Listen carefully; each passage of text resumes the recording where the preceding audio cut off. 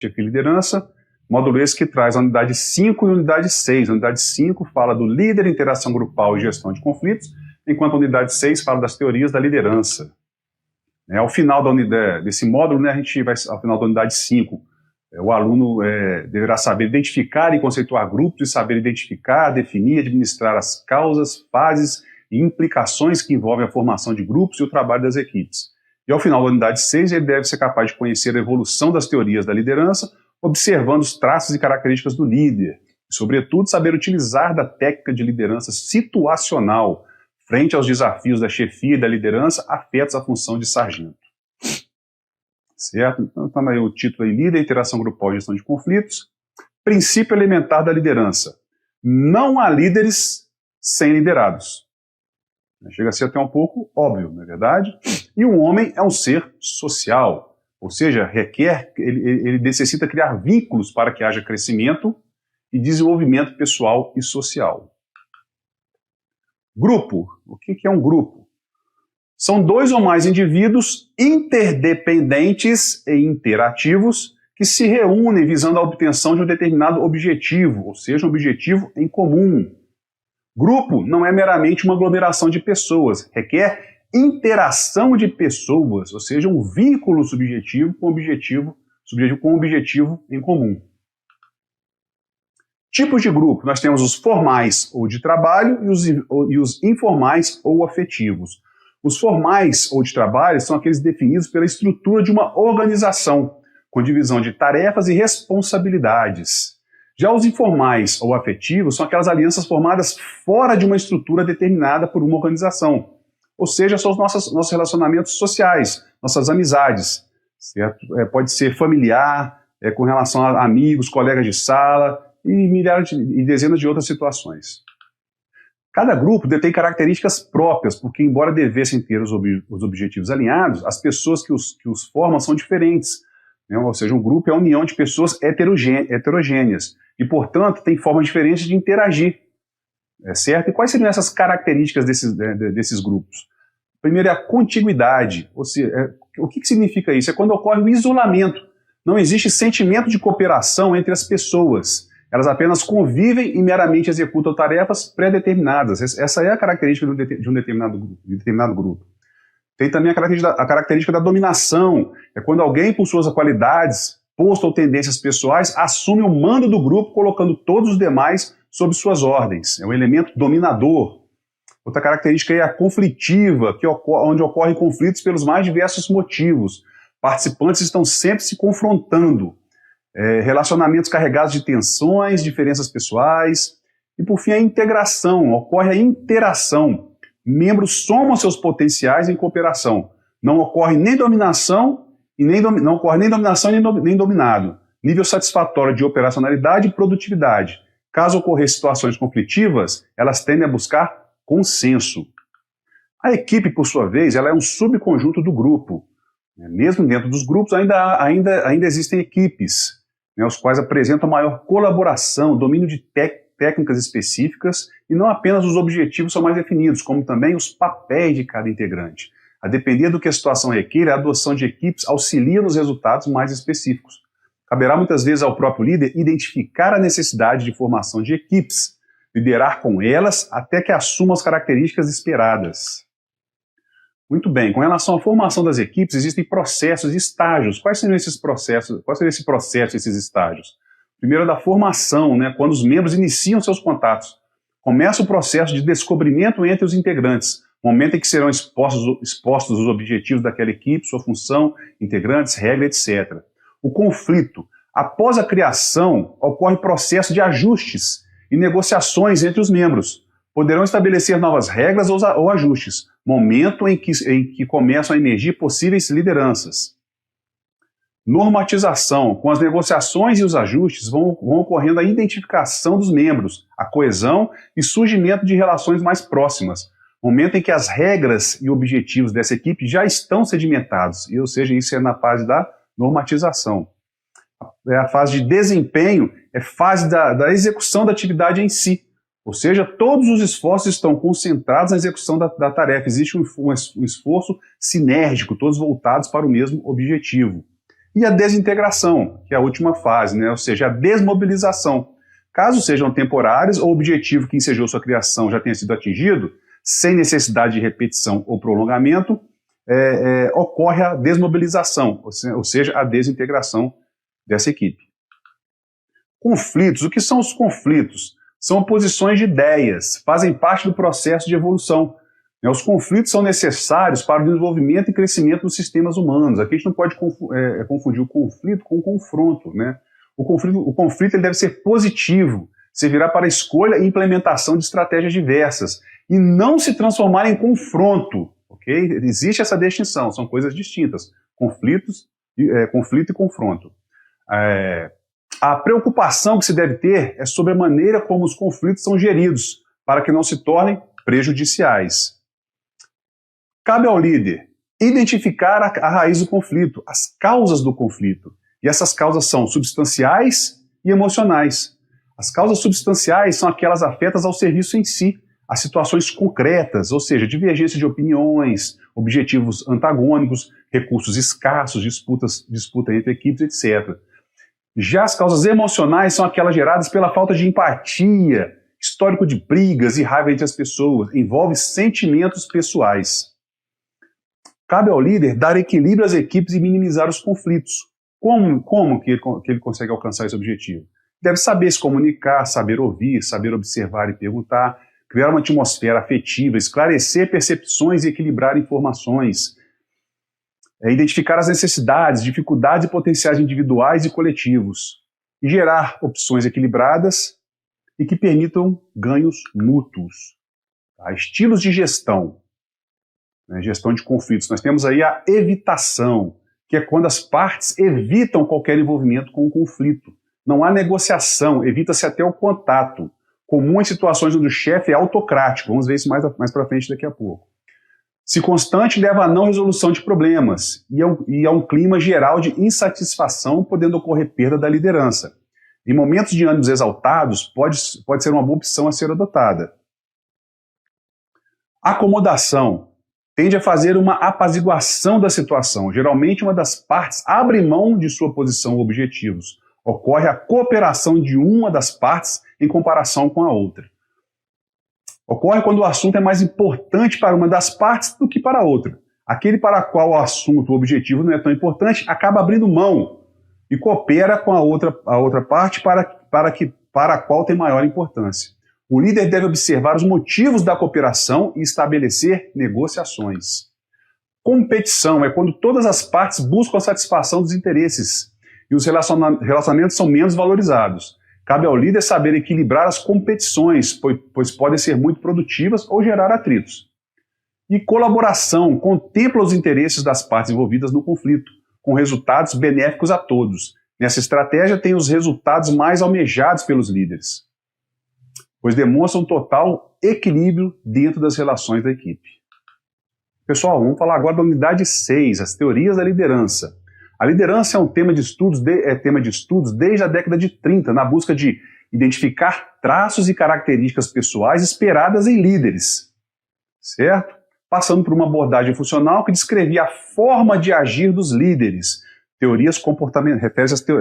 referente à teoria comportamental, chegando a uma abordagem contingencial ou situacional que propõe uma conduta flexível no exercício da liderança a partir da análise das particularidades de cada situação. Esse é o conceito da teoria da liderança situacional. Hoje a teoria contingencial ou situacional é a mais aceita. Ou seja, o líder tem que se adaptar às circunstâncias. Nós temos a teoria dos traços ou do grande homem, né? Qual o conceito dessa teoria? Ela baseia-se na concepção de que algumas pessoas já possuem traços inatos que as fazem líderes, ou seja, já nascem líderes e por isso se destacam na história da humanidade. Diversos autores tentavam especificar esses traços de personalidade que devem ou deveriam ser característicos de um líder, ou seja, tentaram relacionar, enumerar quais as características que observadas numa pessoa que poderiam definir aquela pessoa como líder ou não. Por que essa teoria não é aceita atualmente? Porque os estudos exatamente não conseguiram obter um padrão dessas qualidades que pudesse ser utilizado para diferenciar líderes e não líderes. Essas teorias não levavam em consideração que outras variáveis incidem sobre a pessoa que está na liderança, como o comportamento dos subordinados, os objetivos e missões que implicam na liderança, o contexto em que as relações são inseridas e etc.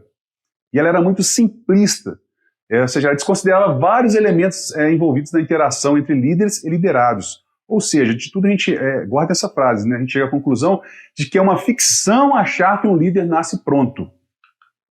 Temos também a teoria comportamental e os estilos de liderança, que se baseia em estilos comportamentais, modo de agir adotado mais frequentemente pelos líderes.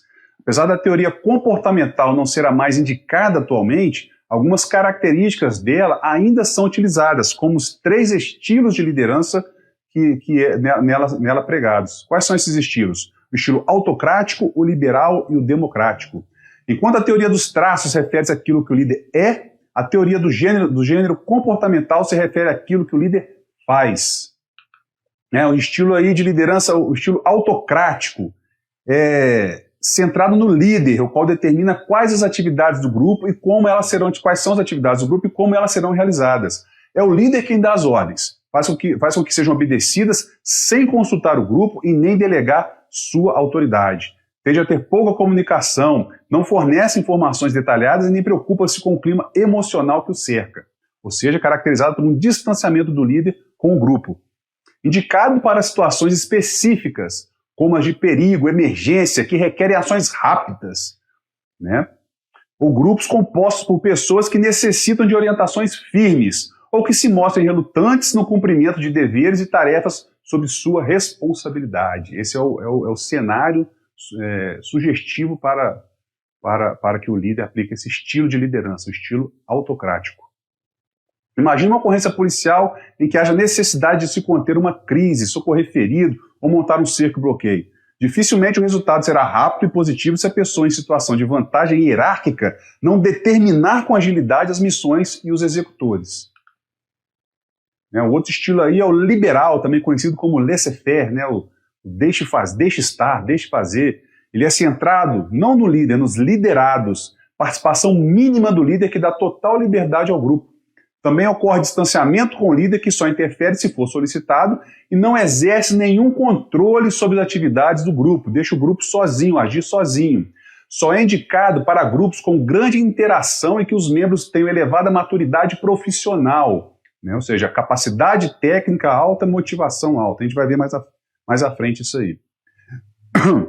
É esperado que possa ser aplicado em situações em que os militares executam o cartão-programa e que o comprometimento com a sua responsabilidade, somados à sua capacidade técnica, os faça cumprir o que é esperado.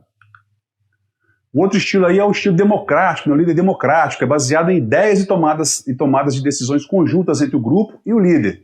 O líder não deixa de liderar, ele tem a capacidade de aproveitar os conhecimentos e experiências do grupo para atingir os objetivos exigidos do trabalho. O líder é um facilitador e confia nas pessoas. Liderança centrada nas decisões do grupo, e o líder, por sua vez, faz parte desse grupo. Ocorre a participação de todos, tanto do líder quanto dos liderados, na elaboração dos planos, nos resultados. Todos os envolvidos são cientes de que e do porquê estão fazendo algo. Para que funcione bem, esse estilo requer que os envolvidos estejam predispostos a cooperar e sejam capazes de refletir sobre o problema. Além disso, deve ter objetivos claros para evitar distorções. Pode-se observar essa conduta em um comandante de setor que compartilha os objetivos e resultados com toda a equipe, já que sabe que os resultados são frutos do trabalho dessas pessoas.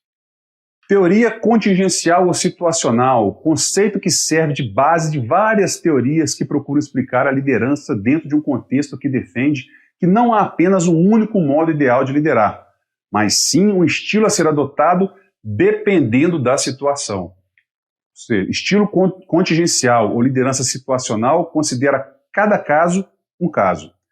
Ele se refere à escolha do tipo de atuação a ser empregada pelo líder diante de diferentes situações que ele detecta no dia a dia. Para entender melhor quais são essas situações e as interações advindas delas, o líder deve entender, antes de tudo, que qualquer grupo de trabalho é composto por 2 variáveis fundamentais com as quais tem que lidar: a tarefa e o relacionamento. A tarefa relaciona-se ao trabalho em si, a produtividade, enquanto o relacionamento é ligado às pessoas, à forma como interagem para executar a tarefa. Continuando aí falando acerca da teoria contingencial ou situacional, se diz que o comportamento, a orientação do líder é voltado para a tarefa quando ele assume uma postura de definir os papéis, né, quem fará o quê, como, onde, de que forma, tudo isso na busca de alcançar os objetivos propostos. Nesse caso, ele planeja as ações, ele supervisiona o trabalho, preocupa-se com o desenvolvimento das atividades, e para isso deve entender que alguns fatores podem interferir no resultado. Quais fatores podem interferir? A complexidade, quais os procedimentos operacionais e conhecimentos que essa tarefa exige? Qual a orientação que o líder deve passar para que seja executada e com a qualidade esperada? Exige ferramentas específicas? A interação exigida da equipe, essa tarefa obriga os funcionários a manter contato com pessoas externas ou só entre o grupo? Existem conflitos entre os envolvidos que possa ser óbice para essa interação? E por fim, tempo, qual o prazo? É uma emergência? O prazo é viável para a execução da tarefa com qualidade? Pessoal, o estilo de liderança apropriado sempre irá incluir, por parte do líder, uma dosagem entre comportamento de tarefa e o comportamento de relacionamento. Maturidade profissional, ela é uma variável que deve ser observada pelo líder. Trata da interação entre a capacidade, ou seja, a qualificação e domínio técnico, e a motivação, a disposição das pessoas para assumirem a responsabilidade de dirigir seu próprio comportamento. A maturidade profissional deve ser avaliada diante de uma tarefa específica. Quais são os tipos de maturidade profissional que a gente pode encontrar? Primeiro é a baixa. Tanto a competência quanto a motivação do liderado são insuficientes para determinada tarefa. Tanto a competência quanto a motivação. Nesse caso, o líder terá que orientar o liderado sobre como fazer e oferecer-lhe capacitação. Também buscar incentivos que melhorem os níveis de motivação dele. Uma outra classificação para o nível de maturidade é a moderada 1. O subordinado não dispõe de capacidade técnica necessária, mas o seu nível de motivação é alto. São aquelas pessoas que se dispõem a aprender, a buscar meios para fazer. Temos também a moderada 2. Embora o subordinado possua qualificação técnica necessária, o seu nível de motivação está baixo. Essa indisposição para realizar o trabalho pode ter sido gerada por diversos motivos, como insatisfação com algum acontecimento específico, problemas de ordem física e até por conflitos mal resolvidos dentro da equipe. Essa é uma das situações mais difíceis de serem solucionadas porque dependerá do líder envidar esforços para diagnosticar os motivos que provocaram os descontentamentos e ainda agir para afetar o estímulo da motivação.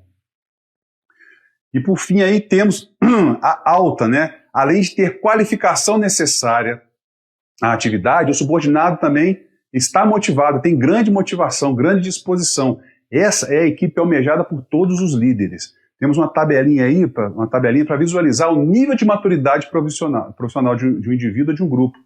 Nós temos lá o nível de maturidade baixo, temos baixa qualificação técnica e baixa motivação. Nós temos outro nível, moderada 1, que é baixa qualificação técnica, mas a motivação alta. A moderada 2, alta qualificação técnica, mas baixa motivação. E por fim, temos o nível alto de maturidade profissional, que é composto por alta qualificação técnica e alta motivação. Já que a liderança situacional, como o próprio nome já diz, depende da análise de situações específicas, já foi falado anteriormente, conforme o grau de maturidade constatado em sua equipe, o líder poderá adotar 4 tipos diferentes de comportamento ou estilo de comportamento, ou seja, de acordo com o grau, o nível de maturidade profissional dos seus liderados, dos seus comandados, ele vai poder agir de determinada forma, ele vai poder determinar, persuadir, compartilhar ou delegar. Determinar são aquelas situações em que o líder deve focar na tarefa ou quando o subordinado à equipe tem nível baixo de maturidade, baixa qualificação e baixa motivação. São situações que exijam que o líder tenha uma postura diretiva na qual determinará o que as pessoas deverão fazer. Situações que exigem que o líder tenha uma postura diretiva na qual determinará o que as pessoas deverão fazer. A utilização desse comportamento é compatível com situações de crise, emergência ou quando os resultados não são satisfatórios, por não haver o comprometimento com os objetivos. O líder poderá persuadir quando quando buscar equilibrar produtividade e relacionamento, uma vez que a preocupação tanto para o alcance dos objetivos, quanto para a realização profissional dos subordinados. Ele vai ser aplicado em que situação de maturidade profissional? Ele geralmente é utilizado em situações em que a equipe apresenta um nível de maturidade moderado 1, ou seja, baixa qualificação e alta motivação. Recebe o nome de persuasão porque como que falta aos interessados é a qualificação técnica necessária, mas dispõe de vontade de realizar, basta que o líder os oriente. Compartilhar vai ocorrer naquelas situações em que o relacionamento está mais em foco do que a própria tarefa, aplicada quando o subordinado ou a equipe estão na condição de nível de maturidade moderado 2, ou seja, alta qualificação e baixa motivação. Considerando que a equipe tem a capacitação técnica esperada, mas não está disposta a cooperar para a realização da tarefa, caberá ao líder trabalhar com incentivos a fim de estimular a motivação. Devido às características, ser um profissional capacitado, contudo desmotivado, o simples fato de receber determinações não acarretará impactos no problema da motivação. O interessante, então, será buscar o compartilhamento das informações e responsabilidades para que juntos tomem decisões. E por fim, nós temos a situação em que o líder poderá delegar, onde que ela vai ser utilizada. Nas situações em que o líder não necessita envidar muitos esforços, nem para que a tarefa seja feita, nem para que o relacionamento seja o foco. Isso porque ela é ideal para os casos em que a equipe é madura o suficiente para executar as tarefas. Lembrando do quadro lá, maturidade profissional alta, alta qualificação, alta motivação, que é o que os líderes, é o ideal para a liderança. Sendo assim, o líder pode compartilhar da responsabilidade com os demais sem que haja prejuízo nos resultados. Nós temos um quadro aí, que a gente mostra aí o grau de maturidade e o estilo de liderança indicado para cada situação, para cada nível. Nível baixo, o estilo indicado, determinar, moderado 1, persuadir, moderado 2, compartilhar, maturidade profissional alta, o estilo indicado é delegar. E com isso terminamos, então, o módulo 3 da nossa matéria de chefia e liderança. Muito bem, agora no último módulo aí da matéria chefia e liderança, módulo 4, que traz a unidade 7, funções administrativas no exercício da função de comando. Ao final, aí o aluno deverá ser capaz de identificar a importância da organização, das funções administrativas da função do sargento. O trabalho policial requer as mais diversas adaptações, não apenas da própria instituição, como também dos seus componentes, para buscarem sempre resultados em incontáveis frentes de trabalho, portfólios e suas peculiaridades. O sargento de polícia possui uma vasta lista de atribuições, cuja complexidade, dentre outras coisas, requer um grau ainda maior de organização. Além da função operacional, outra função primordial do sargento está intimamente ligada a aspectos administrativos, ou seja, funções administrativas fazem parte do cotidiano do sargento. Que para ele poder dar conta tanto do aspecto operacional quanto do aspecto administrativo, ele tem que saber se organizar. E para se organizar, é imprescindível que ele saiba administrar o tempo, certo? Ele tem que saber planejar o seu tempo. E planejar exige método, disciplina e organização. Algumas medidas que podem auxiliar na administração do tempo. Antes de iniciar suas atividades diárias, enumere-as, estabelecendo os objetivos. Verifique qual o melhor momento para executá-las. Qual o grau organize esses objetivos em graus de prioridade. No decorrer do dia, procure ir registrando o tempo gasto com cada atividade. Isso servirá como parâmetro para as próximas vezes que necessitar realizar tarefas parecidas com as anteriores. De acordo com a sua experiência, já vai saber quanto tempo você vai precisar para executar determinada tarefa. E ao final do dia, analise a forma como utilizou o tempo e reflita sobre as divergências entre o planejado e o realizado. Aquilo que você planejou, você conseguiu realizar? Não se esqueça de considerar os aspectos motivacionais envolvidos e seu interesse em realizar cada uma das atividades. Procure detectar possíveis falhas e aponte as providências que poderá tomar para saná-las. Identifique os chamados desperdiçadores de tempo. Muito bem, como forma de auxiliar o planejamento e execução de atividades, nós temos a ferramenta 5S, Conforme o conceito diz aí, ele é um conjunto de ferramentas muito utilizado nas empresas brasileiras desde a década de 70. Ele auxilia na organização e combate de modo eficaz desperdícios com energia, com tempo, com dinheiro, com matéria-prima e minimiza os desperdícios. Né? O que seria essa ferramenta 5S? Ela refere ao aspecto de utilização. O que seria isso? Seria a verificação da utilidade de algum item, se realmente útil para o desenvolvimento do trabalho em si. Né? Outro item aí da ferramenta 5S, a ordenação. Após a triagem dos itens, dentre os necessários, é importante que sejam organizados. A limpeza, né? A limpeza, salubridade, condições gerais no ambiente de trabalho são imprescindíveis, são importantíssimos, por isso que eles compõem aí, a limpeza compõe, ela é um item da ferramenta 5S. A saúde, né? Preocupa com a saúde do colaborador, desde a higiene pessoal até a iluminação, ergonomia, ventilação e detalhes que possam afetar a saúde, etc. Por fim, aí, como último item da ferramenta 5S, temos a autodisciplina, é o comprometimento pessoal para o alcance dos objetivos, autocontrole. Falando aí das reuniões que são imprescindíveis, importantes também para o planejamento, execução e avaliação das atividades, nós temos alguns tipos de reuniões, né? A reunião informativa, que apenas transmite informações ou decisões, ela é centrada no líder. Temos a coletora de informações, que busca obter informações sem concluir o problema imediatamente, útil na fase de planejamento. A persuasiva, que ela tem como objetivo levar o grupo a aceitar decisões. E temos a opinativa deliberativa, quando se oferece espaço para a participação de todos. Antes das reuniões, se planeje.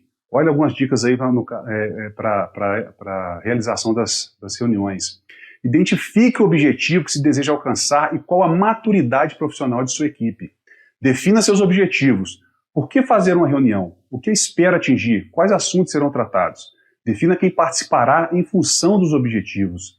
Nunca se esqueça de comunicar às pessoas com antecedência. Lembre-se disso, as reuniões elas têm que ser planejadas com antecedência. As pessoas devem ser informadas com antecedência para se planejarem, tanto do ponto de vista técnico quanto também do ponto de vista pessoal. Ordene os assuntos numa sequência lógica. Planeje o tempo em função do número de participantes, né, para ela não ser curta demais, onde os assuntos não possam ser tratados em sua plenitude, como longa demais, para desgastar a equipe. Procure definir hora para começar e acabar, e seja pontual. Procure um local apropriado, providencie com antecedência os recursos e materiais que pretende utilizar. Bom, com isso nós terminamos aqui o último módulo, o módulo 4 da matéria Chefia e Liderança.